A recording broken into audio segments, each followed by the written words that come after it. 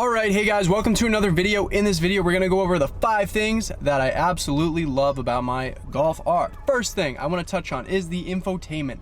So, the infotainment is very, very advanced. It's almost kind of 2 parts of the car. You have obviously your screen right in the middle. I believe it's an 8-inch screen. And then from the screen in the center of the car, in the console, you have right into the gauges. And I don't know the size of this screen, but it's big. And it's obviously, you know, it's right in front of you. It is your gauges. So I would say the kind of the infotainment does travel into your center stack, so right where your gauges are. Again, plenty of really useful information that you can toggle in between 2 different sides. You can show a sport mode, which will show gauges. You can do lap timer, and from gauges you can do your G meter, your PSI, and your oil temperature, water temperature, all that really, really important information if you're really driving this thing hard. So that's good stuff to know, and it is something you are able to find out and utilize with this vehicle. Other things that you can go through on your infotainment, being your car, you can kind of just see, you know, your fuel consumption. You can do Think Blue. I mean, plenty of really, really important stuff that you know, it's good to know, and it's good to have the ability to see it. Aside from that, just from easy usability, the screen is very intuitive, very easy to learn. I'm gonna definitely say that this is definitely a very competitive screen compared to a lot of screens I've used previously in other cars. This is just a really, really good system. Everything is super fast, super responsive. The media is amazing. Obviously, this has Fender sound audio, yeah, it's really good.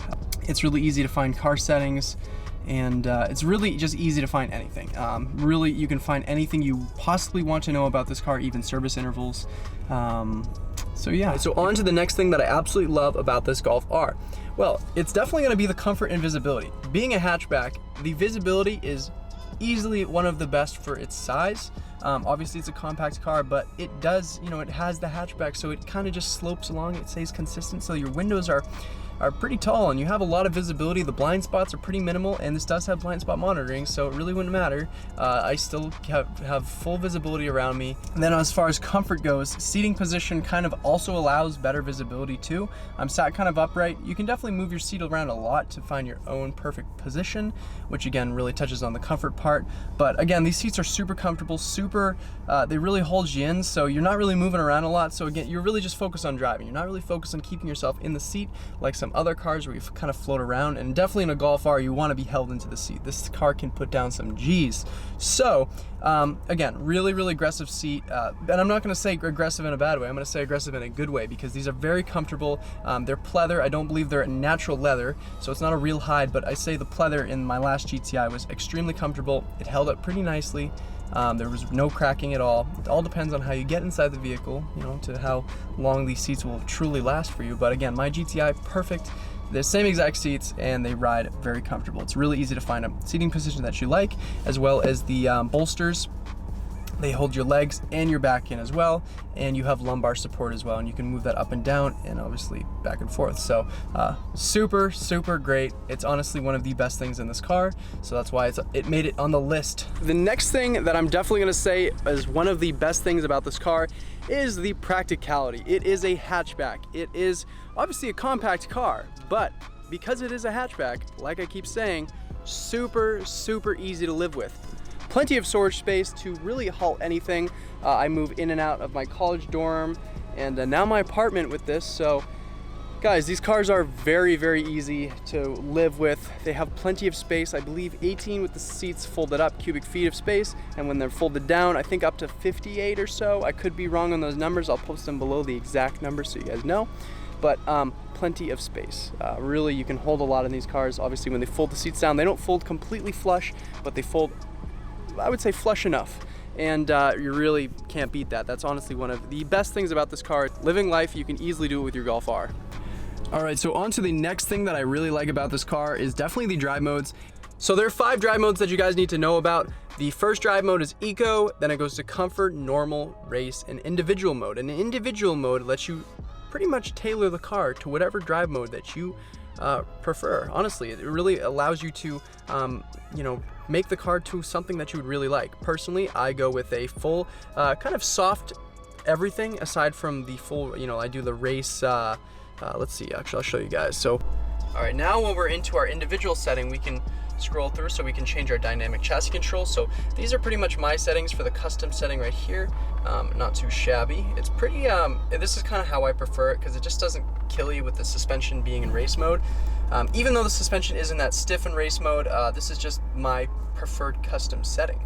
Now, of course, I still occasionally go to just traditional race mode, and what race mode is essentially everything, obviously, in race, aside from climate control, which doesn't offer in race setting. But yeah, so that's pretty cool.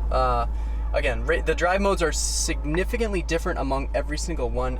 So eco mode pretty much makes your car a Toyota Prius for the day. It definitely slows it down, makes it a little sluggish. So again, it gives you those good miles per gallon, so you can't beat that. Then comfort mode really softens things up. Comfort mode is definitely something that I use on really rough roads, or if I'm just, if I'm very stressed out, I put in comfort mode. It makes my ride very smooth. Steering is exceptionally smooth. The throttle response is really nice. Yeah, it's a really good setting. And then normal mode pretty much is like my GTI's normal mode. Nothing really out of the blue. It's a pretty basic setting, but it doesn't hurt to put it in normal here now and then, because it it's like a neutral setting for the car. So if you're really not feeling like comfort or race, which is it's a weird setting. I don't know why they put normal in there, but it's there. So if you guys want to use normal mode, it's there. And it does feel different from all the others. It's kind of just your neutral setting. So it gives you the power when you want it, but it doesn't offer the super comfort as comfort mode would. So, and of course, race mode. So race mode stiffens the car up. Obviously, it has adaptive suspension, like I mentioned before, from comfort mode. So it's that full stiff setting. The throttle response is definitely a lot more noticeable. Yeah, you have that fake pumped in noise, and of course the valves open in the back, so you kind of get those DSG burps, I like to call them, because they're definitely not like the farts like before. It's a different gearbox, so it definitely does not sound like a Mk7R. It sounds like a Mk7.5 R. So they don't do the DSG fart anymore. They burp, and they really barely burp. So yes, so that's pretty much race mode. And again, all these modes are significantly different from each other, so it's really cool how I kind of really get to experience the car in many different ways. And that's something that's going to probably make me want to keep the car a lot longer, because I really can't get sick of it. It has so many different modes that are just really fun to scroll through. And again, from the GTI, that only had normal mode and sport mode, and there was a very slight difference from both of those modes. Obviously I was tuned on APR, so I had the pops and crackles, so that was that. But anyway, on to the final thing that I want to touch on for the Golf R. On to the fifth and the very last thing that I want to touch on. One of easily my favorite thing about the car, I mean, this definitely is just the performance. Obviously it's a 4-cylinder Golf. Obviously, it's not going to be the most insane thing in the whole wide world, but I promise you, it is really peppy, and it has the grip. And I had a stage 2 GTI. I'm gonna say my stage 2 GTI would completely walk it past 60 miles per hour. I wouldn't say completely, but it would walk it. It definitely has a lot more top end than my Golf R. But again, these Golf Rs, just because of the traction, I don't know, do you really need to go that much faster than something like past 60? I'm not racing this thing. I'm not racing it yet. I'm just enjoying it. And it's a great car to cruise around, and when it just has all the power, or you can use all the power that it has. It has 288 horsepower. It's not nothing. It's a decent amount of power, and it has all the traction, so you can use it all. And I don't know, guys. I mean, it's faster than the GTI up to 60. That's definitely what I'm gonna say. GTI had no traction, and there could have been some mods to help improve the traction, but you just can't beat Haltech's 4Motion. You just can't.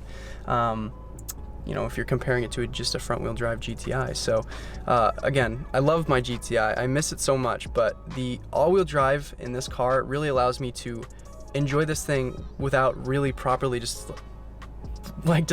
completely disobeying the speed limit. I can really enjoy, any kind of acceleration in this car without, going 90 miles per hour. The GTI was insanely quick. It was so fast.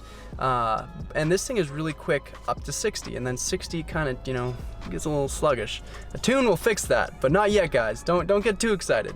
But again, the performance of this car is absolutely awesome. Launch control is so sweet. I can't wait to do a launch control video for you guys.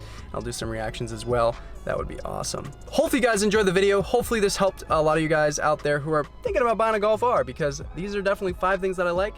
And of course, we're gonna be doing 5 things I dislike about this car, but that's coming shortly. I gotta think about really like what I don't like about this car. There's some things that I'm probably gonna touch on, and they're probably like petty things, but you know, it's usually petty things that make it on those 5 things I dislike videos anyway. So we'll see how that works. But hopefully you guys enjoyed this video. If you did, be sure to like, leave a comment, and subscribe. And I look forward to seeing you guys in the next video. Peace out, guys.